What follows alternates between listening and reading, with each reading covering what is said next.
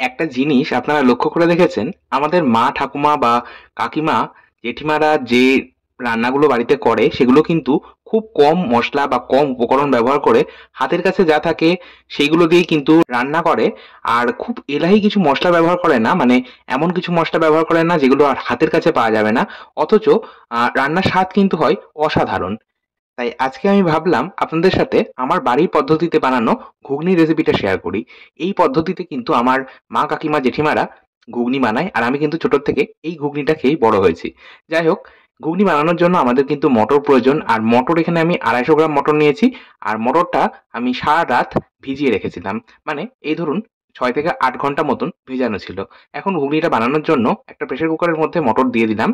আর এরই মধ্যে আমি দিয়ে দিলাম 2 টো তেজপাতা, তেজপাতাটা ছিঁড়ে নিয়ে দিচ্ছি। আর 1 টুকরো দারচিনি দিয়েছি। দারচিনি আর তেজপাতা দিলে গন্ধটা ভীষণ ভালো হয়, খুব সুন্দর একটা ফ্লেভার হয়। এর সাথে আমি ব্যবহার করেছি 1 চা চামচ লবণ আর ব্যবহার করলাম জল।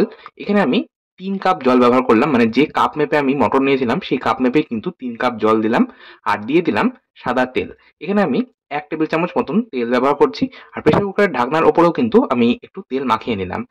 তেল যদি এভাবে একটু মাখিয়ে নেওয়া হয় তাহলে আ প্রেসার কুকারে যখন আপনারা এটা সিটি দেবেন বা হুইসেল দেবেন তখন কিন্তু জল বেরিয়ে আসবে না। যাই হোক, এবার একটা স্পেশাল ভাজা মসলা বানাবো। তার জন্য একটা পাত্রের মধ্যে নিয়ে নিলাম হাফ চা চামচ গোটা ধনে, হাফ চা চামচ গোটা জিরে, 1/4 চা চামচ মৌরি। ধনে আর জিরের থেকে মৌরির পরিমাণটা অর্ধেক নেবেন।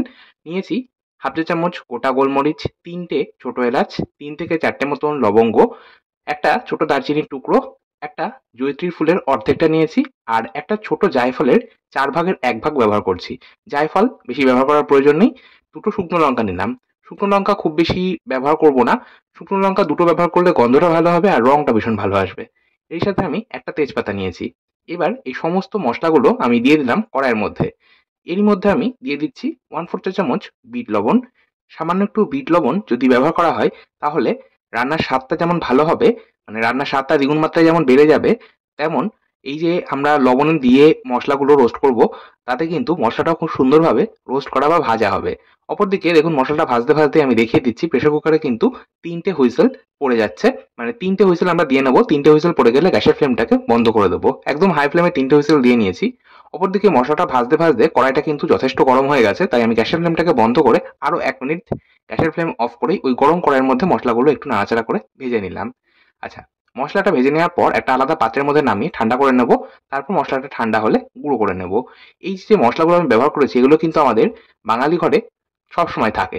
হাতের কাছে যে মসলা থাকে সেই মসলাগুলো দিয়েই কিন্তু ভাজা মসলা তৈরি করে নিয়েছি। আচ্ছা, এখানে আমি ২ টো মাঝারি সাইজের আলু খোসা ছাড়িয়ে ধুয়ে নিয়েছিলাম। সেটা একটু বড় টুকরো করে কেটে জলে ভিজিয়ে রাখলাম। একটা মসলা বানাবো, তার জন্য গ্রাইন্ডিং জারের মধ্যে নিয়ে নিলাম হাফ ইঞ্চির থেকে একটু বেশি পরিমাণে আদা। আদাটা খোসা ছাড়িয়ে কুচিয়ে রাখা ছিল। এর সাথে আমি একটু পাকা দেখে লঙ্কা নিয়েছি, মানে একটু লাল, লাল লঙ্কা নিয়েছি। পাকা লঙ্কা ব্যবহার করলে রান্নার রংটা ভীষণ ভালো আসে। আর একটা মাঝারি সাইজের টমেটো কুচিয়ে রাখা ছিল, সেটা আমি দিয়ে দিলাম। আর সমস্তটাকে আমি জল ছাড়া বেটে নিলাম। জলের ব্যবহার কিন্তু একেবারেই করিনি। অপরদিকে মসলাটাও কিন্তু ঠান্ডা হয়ে গেছে। অপর একটা গ্রাইন্ডিং জারের মধ্যে, মানে যে গ্রাইন্ডিং জারে আমি মসলা গুঁড়ো করি, গুঁড়ো মসলা তৈরি করি, সেই গ্রাইন্ডিং জারের মধ্যে নিয়ে আমি মসলাটা দিয়ে দিলাম। আর শুকনো লঙ্কার ডাঁটাগুলো ছাড়িয়ে নিয়ে আমি মসলাটা গুঁড়ো করে নিলাম। এবার চলে এলাম গ্যাস ওভেনের কাছে। কড়াই চাপিয়ে দিয়েছি, গ্যাস ওভেন অন করে নিয়েছি। কড়াইয়ের মধ্যে দিয়ে দিলাম ৩ টেবিল থেকে ৪ টেবিল চামচ মতন সর্ষের তেল। রান্নাটা কিন্তু সম্পূর্ণটাই হবে সর্ষের তেলে। তেলটাকে পুরো কড়াইয়ের মধ্যে ছড়িয়ে ভালো মতো তাতিয়ে নিলাম। তেল ভালো মতো গরম হয়ে গেলে গ্যাসের আঁচ কমিয়ে দিয়েছি। তারপর আমি হাফ চা চামচ গোটা জিরে আর হাফ চা চামচ মতো হিং ব্যবহার করছি। যেহেতু সম্পূর্ণ নিরামিষ বানাচ্ছি ঘুগনিটা, সেই জন্য কিন্তু আমি একটু হিঙের ব্যবহার করছি। নিরামিষ রান্নাতে একটু হিং ব্যবহার করলে গন্ধ এবং স্বাদ দুটোই কিন্তু ভীষণ ভালো হয়। তবে হিং কিন্তু আবার অনেকেই অপছন্দ করে। হিঙের গন্ধটা একদমই অপছন্দ করে অনেকে আছেন। তারা কিন্তু চাইলে আপনারা হিংটা এভয়েড করবেন। মসলাটা একটু নাড়াচাড়া করে ভেজে নেওয়ার পর টুকরো করে রাখা আলুটা দিয়ে দিলাম। খুব সামান্য একটু লবণ দিয়ে আমি আলুটাকে ভেজে নেব মিনিট ২-৩ সময় ধরে। আলুটাকে আমি মিডিয়াম আঁচেই ভাজছি। ঢাকা চাপা দিয়ে ভাজছিলাম। অপরদিকে প্রেসার কুকারের স্টিমটাও সম্পূর্ণ রিলিজ হয়ে গেছে। আমি ঘুগনির মটরটা আপনাদের একবার দেখিয়ে দিলাম। মটর কিন্তু সুসেদ্ধ হয়েছে। ৩ টে হুইসেলেই কিন্তু মটর শুদ্ধ সেদ্ধ হয়। তবে মটরের কোয়ালিটির উপর আবার অনেক সময় নির্ভর করে। যদি কোয়ালিটি খুব একটা খারাপ হয় সেক্ষেত্রে কিন্তু আবার ৪ টে হুইসেলও দিতে হতে পারে। যাই হোক, আলুগুলো ভেজে তুলে নেওয়ার পর আমি ওই যে কড়াইয়ের মধ্যে তেলটা রয়ে গেছিল সেই তেলের মধ্যেই বেটে রাখা মসলা দিয়ে দিলাম। আর দিয়ে দিলাম ১.৫ টেবিল চামচ মতো চিনি। চিনি ব্যবহার করছি দুটো কারণে। এক, রান্নার স্বাদটা ব্যালেন্স হবে, রান্নার স্বাদ আরো দ্বিগুণ মাত্রায় বাড়িয়ে তুলবে। যেহেতু সম্পূর্ণ নিরামিষ রান্না, তাই সামান্য চিনি কিন্তু ব্যবহার করতেই হবে। চিনি ছাড়া রান্নার স্বাদ একেবারে অসম্পূর্ণ। আর চিনি ব্যবহার করলাম আরো একটা কারণ, সেটা হচ্ছে রান্নার রংটা ভালো আসবে। চিনি দেওয়ার পর কিন্তু হাই ফ্লেমে আমি চিনিটাকে সম্পূর্ণ গলিয়ে নিলাম। এতে করে রান্নার রংটা বেশ লালচে লালচে আসবে, দেখতে ভালো লাগবে। কোনো রকম কাশ্মীরি লঙ্কার গুঁড়ো ব্যবহার করার কিন্তু একেবারেই প্রয়োজন পড়বে না। চিনিটা সম্পূর্ণ গলে যাওয়ার পর গ্যাসের আঁচটাকে একদম কমিয়ে নিয়ে তারপর মশলাটা কষাতে হবে।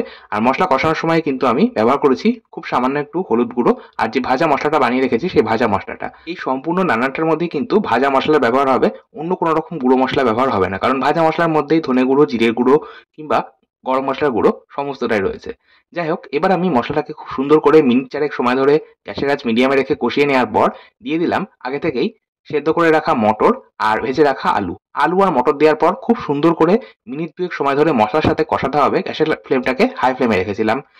আলু মটর মশলার সাথে খুব সুন্দর করে মিনিট দুয়েক সময় ধরে কষিয়ে নেবেন। এতে করে মটরের মধ্যে আর আলুর মধ্যে মশলাটা সুন্দরভাবে ঢুকবে। এতে করে রান্নার স্বাদটা কিন্তু ভীষণ ভালো হবে। সমস্তটাকে ভালো করে মিশিয়ে নেওয়ার পর মটর সেদ্ধ যে জলটা ছিল সেই জলটা কিন্তু আমি সম্পূর্ণটাই দিয়ে দিয়েছি। তারপর গ্যাসের আঁচটাকে মিডিয়ামে রেখে আমি সম্পূর্ণ ৫ থেকে ৬ মিনিট এটা কুক করেছি। আর অবশ্যই ঢাকা চাপা দিয়ে কুক করেছিলাম। ৬ মিনিট পর ঢাকা চাপা সরিয়ে নিয়ে আমি দিয়ে দিলাম ২ থেকে ৩টে চেরা কাঁচা লঙ্কা। এই পর্যায়ে চেরা কাঁচা লঙ্কা দিলে ঝাল হবে না, তবে একটা সুন্দর গন্ধ হবে। বেশ খানিকটা কুচনো ধনেপাতাও কিন্তু এই পর্যায়ে ব্যবহার করেছি। আর খুব সামান্য একটু গুঁড়ো মসলা মানে ভাজা মসলা যেটা ছিল সেটা কিন্তু দিয়েছি। এতে করে গন্ধটা ভীষণ ভালো হবে। আর যে আলু এর মধ্যে আমার ছিল সেটা কিন্তু আমি চেক করে নিলাম। আলুটা কিন্তু সেদ্ধ হয়ে গেছে, একটু ঘেটে ঘেটে দিলাম। এতে করে গ্রেভি স্ট্রাকচারটা ভীষণ ভালো আসবে। তারপর কভার করে আরো ২ মিনিট আমি এটা রান্না করেছি। ২ মিনিট পর দেখাচ্ছি আমাদের ঘুগনি একদম তৈরি। রুটি, লুচি, পরোটা, নান, লাচ্ছা পরোটা, পাউরুটি, মুড়ি কিংবা অনেকে ভাতের সাথেও কিন্তু ঘুগনি খেতে ভীষণই পছন্দ করে।